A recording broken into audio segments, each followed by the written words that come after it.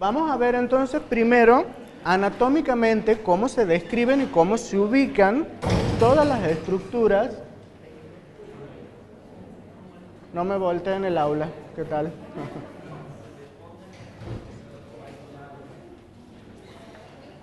¿Cómo se denominan y cuál es la ubicación anatómica de todas las estructuras de los órganos que forman el aparato respiratorio? La primera estructura que compone el aparato respiratorio es la cavidad nasal, que va desde los orificios nasales hasta la porción posterior de la cavidad nasal. Inmediatamente después de la cavidad nasal, y justamente donde se une con la cavidad bucal, tenemos una estructura que se denomina laringe, que vamos a ver después que es la encargada de todo lo que es la función del habla. La laringe se conecta inmediatamente después con una estructura que se denomina tráquea. Esta tráquea está formada por anillos cartilaginosos y musculares y tiene la forma de tubo que se introduce adentro del tórax y cuando llega a la altura de los pulmones, se ramifica en lo que vamos a llamar bronquios. Los bronquios van a ser de dos tipos. Los bronquios extrapulmonares, que son las ramificaciones inmediatamente después donde termina la tráquea, y los bronquios intrapulmonares. Los bronquios, cuando se introducen al pulmón, forman toda una red de ramificaciones como si fueran un árbol para formar toda la estructura del pulmón. Estas ramificaciones de los bronquios intrapulmonares, a medida que se van haciendo cada vez más finos, y a medida que el árbol se va ramificando más, se van a ir llamando bronquiolos primarios, secundarios y terciarios. Y finalmente los bronquiolos terciarios van a terminar en unas estructuras anatómicas que vamos a llamar alvéolos. Los alvéolos son la porción de todo el aparato respiratorio donde finalmente se produce el intercambio de gases. Porque ustedes saben cuál es la función del aparato respiratorio, respirar. Y la respiración involucra el intercambio gaseoso entre el oxígeno del aire que aspiramos y el dióxido de carbono que produce el metabolismo celular y que tiene que eliminarse.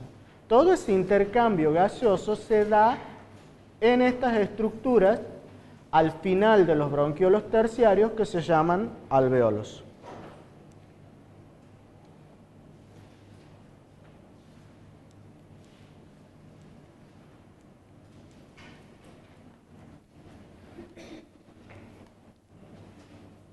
Entonces, ¿cuál es la función del aparato respiratorio?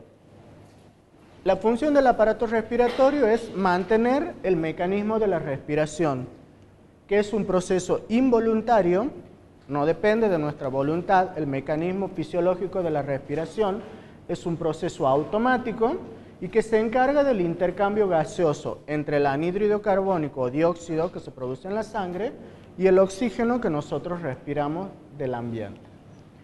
Ese proceso de respiración consiste de tres fases. En la primera parte, durante la inspiración, en el proceso, nosotros ¿qué hacemos? Inspiramos aire. Ese aire contiene una proporción alta de oxígeno.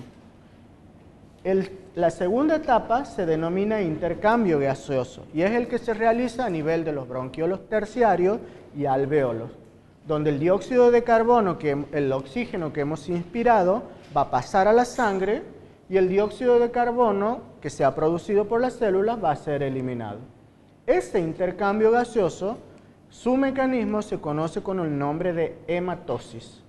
Y finalmente, la tercera etapa de la respiración es la expiración, cuando nosotros exhalamos todo el aire que hemos inspirado, en el cual está contenido el dióxido de carbono que vamos a eliminar. Bueno, todo ese proceso de inspiración, intercambio de gases y expiración es lo que nosotros realizamos de manera automática sin que intervenga nuestra voluntad o nuestro sistema nervioso automático. ¿Queda alguien más por venir? ¿Ah?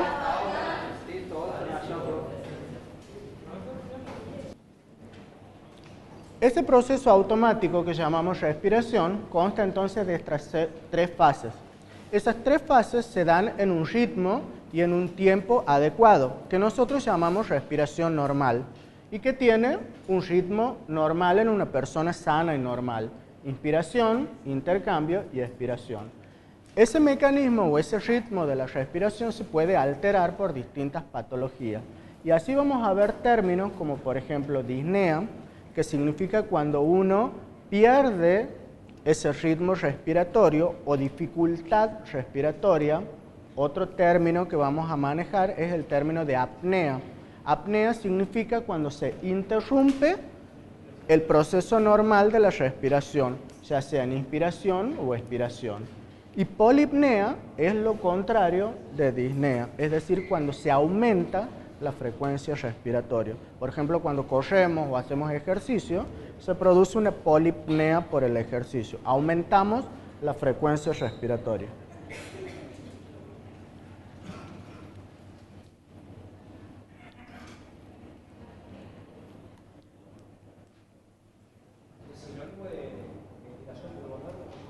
¿Cómo? ¿Sinónimo de ventilación pulmonar? No, ventilación pulmonar se refiere al intercambio de gases que ocurre a nivel del pulmón. Los términos apnea, disnea y polipnea se refieren a la alteración del ritmo respiratorio. O sea, vos a la respiración la mides con lo que se conoce como frecuencia respiratoria. Claro, es el número de inspiraciones y expiraciones que vos realizas por minuto. ¿Cómo? Taquipnea es el aumento de la frecuencia respiratoria. Lo mismo que polipnea. Disnea es la dificultad del ritmo respiratorio. Y apnea es cuando ese ritmo respiratorio se paraliza. Por ejemplo, la más conocida es lo que se conoce como apnea del sueño. Cuando dormimos, se produce un periodo donde la respiración se bloquea y la persona se despierta. Ese proceso puede ser patológico. Generalmente se da en personas que son obesas, que tienen problemas cardíacos, se produce esa apnea del sueño. Ahora sí vamos a entrar directamente a estudiar la histología de ese sistema respiratorio que hemos descrito anatómicamente. Y de acuerdo a su función, lo vamos a dividir en tres secciones. Una primera sección del aparato respiratorio que vamos a llamar sistema de conducción, porque la única función que tiene es conducir el aire a través de una serie de conductos hasta los alvéolos. Ese sistema de conducción está formado por la cavidad nasal, la laringe, la tráquea, los bronquios y bronquiolos primarios y secundarios. Todas esas estructuras tienen anatómicamente la forma de tubos. En esas estructuras no se produce intercambio gaseoso, solamente sirven para conducir el aire desde el exterior al interior. La segunda sección es lo que vamos a llamar sistema de transición. Es donde estos tubos, los bronquiolos secundarios, se empiezan a ramificar más y se transforman en bronquiolos terciarios. A este nivel ya comienza a haber cierto grado de intercambio gaseoso de oxígeno y dióxido. Y finalmente, el último sistema es el sistema de intercambio que está formado exclusivamente por los alvéolos. Los bronquiolos terciarios, que son estas ramificaciones, terminan en estos sacos, ¿sí?, que se llaman sacos alveolares. Cada uno de estos circulitos representa un alvéolo. Y es a nivel de los alvéolos el único lugar donde se produce el intercambio de dióxido y oxígeno. Sí. ¿La cavidad oral no entraría en el sistema de conducción? ¿Cómo? La cavidad oral. Sí, la cavidad oral es parte de la laringe. O sea, toda la cavidad oral que pertenece al aparato respiratorio está involucrada en la laringe. En la cavidad oral, ya vamos a ver más adelante, se une el esófago con la laringe. Es la única porción donde hay dos tubos justapuestos, el esófago del sistema digestivo y la laringe, uno al lado del otro. Y hay una estructura móvil que se llama epiglotis, que es la que obtura la laringe cuando uno deglutimos, porque para que la comida no pase a la tráquea. Es ahí el lugar donde se unen esos dos sistemas de tubo. Por lo tanto, la cavidad bucal que pertenece al sistema respiratorio es la laringe.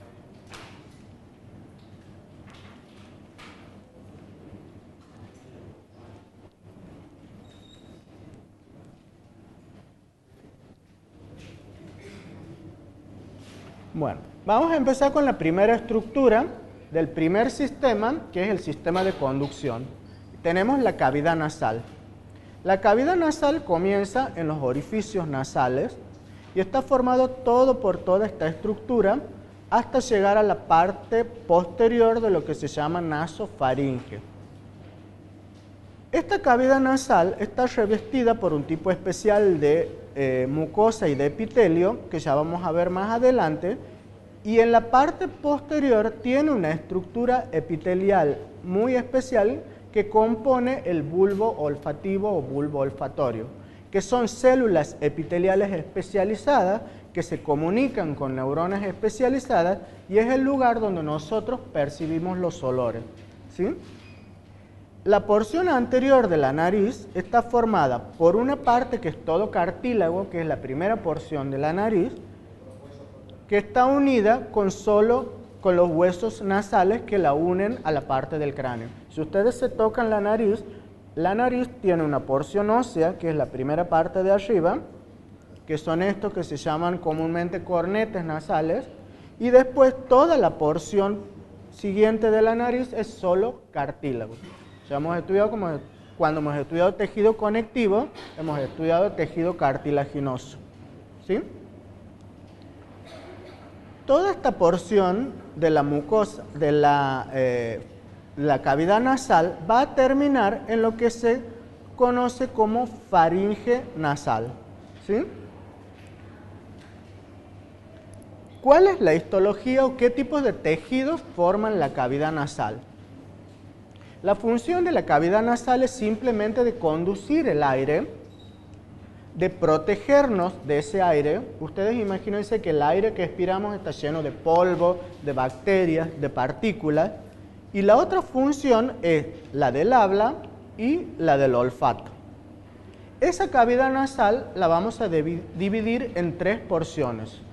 Una porción vestibular, una porción respiratoria y una porción olfatoria. ¿Qué tipo de tejido forman la mucosa nasal? La mucosa nasal está formada por un tipo especial de epitelio que hemos estudiado cuando hemos estudiado los epitelios, que se llama pseudoestratificado cilíndrico ciliado. ¿Se acuerdan de ese tipo de epitelio? ¿Qué característica tenía? Primero que tiene cilias que le dan movimiento. Pseudoestratificado, ¿qué quería decir? ¿Cómo? Que parece estar en distintas capas, pero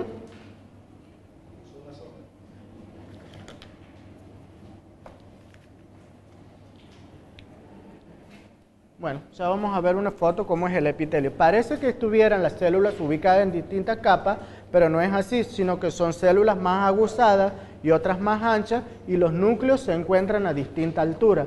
Por eso se llama pseudoestratificado. Ese epitelio pseudoestratificado, a su vez, tiene estructuras propias del epitelio. Habíamos visto que tiene células caliciformes que producen las células caliciformes. Moco. Tiene glándulas seromucosas. Ese epitelio también contiene vibrisas. ¿Saben lo que son las vibrisas? Los pelitos que nos salen de la nariz. Esas se llaman vibrisas. Y además tiene neuronas bipolares que están ubicadas en la región olfatoria. ¿Se acuerdan cuando hemos visto en la diapositiva anterior? Esta parte que compone el bulbo olfatorio está formado por estas neuronas bipolares. Se llaman neuronas bipolares. ¿Se acuerdan cuando hemos visto tejido nervioso? ¿Cómo están formadas las neuronas bipolares? Que tienen dos axones, como si fueran dos. El cuerpo de la neurona es central y tiene dos ramificaciones. Justamente esas dos ramificaciones, una se van a unir con las neuronas que van a transmitir los impulsos hacia el sistema nervioso, y las otras con las células epiteliales especializadas que forman el bulbo olfatorio. Y finalmente, la parte interna está formada por cartílago hialino y abundantes vasos sanguíneos.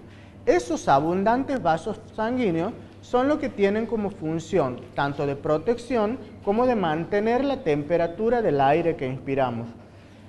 Regulan la temperatura para que nosotros al inspirar el aire lo calentemos un poco antes de que el aire frío llegue al resto del aparato respiratorio. Además, todo el epitelio mucoso está formado por esas vibrisas que son vellos, está revestido por moco y por los microcilios del epitelio pseudoestratificado cilíndrico filiado. Todos esos componentes tienen una función especial. ¿Cuál es esa función especial? Es un mecanismo de defensa que nos va a proteger frente al polvo ambiental, a las bacterias y a las partículas del aire. Tanto el moco como la tos, como el estornudo y como las secreciones, lo que hacen es tratar de eliminar todas las partículas que nosotros aspiramos con el aire en cada inspiración. Entonces, la mucosa olfatoria recibe todos los olores y los componentes que nosotros tanto aspiramos y también cuando nosotros comemos, todas las sustancias volátiles de la comida también nos hacen percibir cierto olor. Está situada en el techo de la cavidad nasal, que es la parte olfatoria que compone el bulbo olfatorio, y se extiende solo un pequeño trayecto hasta el interior del tabique y la pared nasal. Y esa mucosa olfatoria tiene un epitelio muy especial, que es un epitelio columnar pseudoestratificado, que ya no tiene cilias ni es ciliado como el resto del epitelio, y que está formado por unas células que se llaman receptoras olfatorias, células de sostén y células basales. Toda esa combinación de las células determina ese epitelio especial columnar que compone el bulbo olfatorio. Ese epitelio columnar, el que se va a unir con las neuronas bipolares y juntos van a transmitir los impulsos nerviosos que nos hacen percibir el olor. ¿Está claro hasta ahí? Hasta ahí hemos descrito la primera estructura .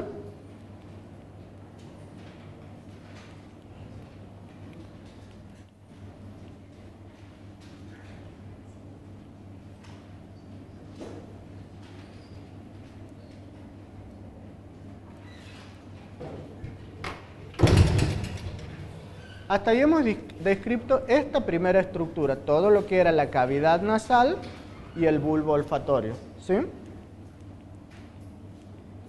Ahora pasamos a la parte siguiente, donde la cavidad nasal se va a unir con la faringe para formar lo que vamos a llamar nasofaringe.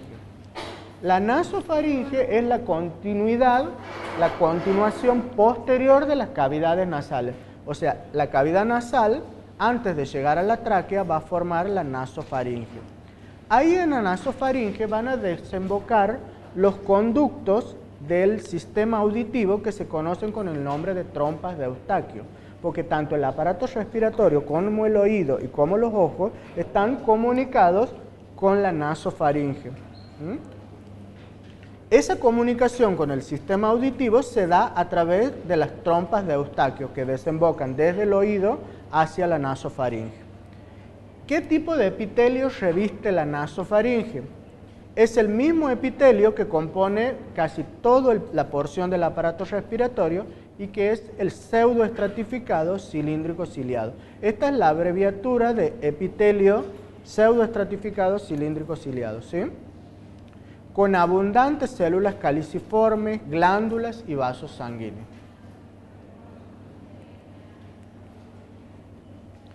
Inmediatamente después de la nasofaringe empieza la estructura que se denomina faringe, ¿sí? Aquí cambia el tipo histológico de epitelio que compone y está formado por un epitelio plano estratificado, no queratinizado, como si fuera el epitelio de la piel, con la diferencia de que no está queratinizado. ¿Por qué? Ustedes se preguntan por qué cambia el epitelio ahí. Ustedes van a ver en histología que todas las zonas que tienen mucho desgaste y mucho roce y demás, tienen en este tipo de epitelio plano, porque es el más resistente a los roces y al desgaste. Justamente aquí en la zona de la faringe es donde se comunica el esófago con la faringe y por donde van a rozar los alimentos, exactamente. Por eso cambia el tipo de epitelio y se transforma en plano estratificado, que es un epitelio más resistente que el que hemos visto, el que está ubicado en la cavidad nasal.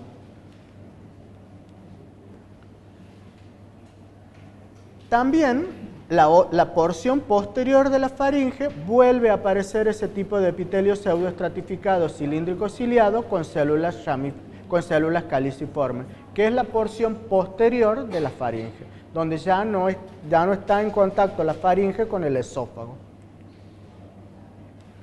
Este epitelio está apoyado, obviamente, como todos los epitelios, sobre una lámina propia de tejido conectivo fibroelástico. Además, la faringe, de estar revestida por ese epitelio, tiene una estructura muscular formada por músculos constrictores faringeos. Un tejido conjuntivo que forma una adventicia y en la que encontramos glándulas mucosas. Estas glándulas mucosas se ubican cerca de la unión del esófago con la faringe. Estas glándulas, exactamente.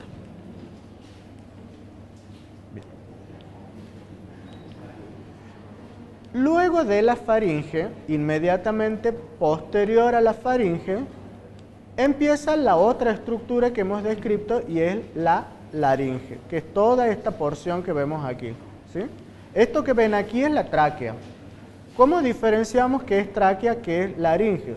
La tráquea es como si fuera un tubo que tiene forma de anillos superpuestos uno sobre otro. Toda esta porción, ven estos anillos, todo esto forma la tráquea. La porción anterior, inmediatamente anterior, se denomina laringe. Y la laringe es una estructura bastante compleja porque tiene que cumplir múltiples funciones. Una de esas funciones es el habla, es decir, la fonación, y la otra, evitar que los alimentos que nosotros ingerimos pasen al aparato respiratorio, sino que pasen al esófago y al aparato digestivo. Y está compuesta por estas estructuras. La epiglotis, una membrana tiroidea, el cartílago y el cartílago cricoide.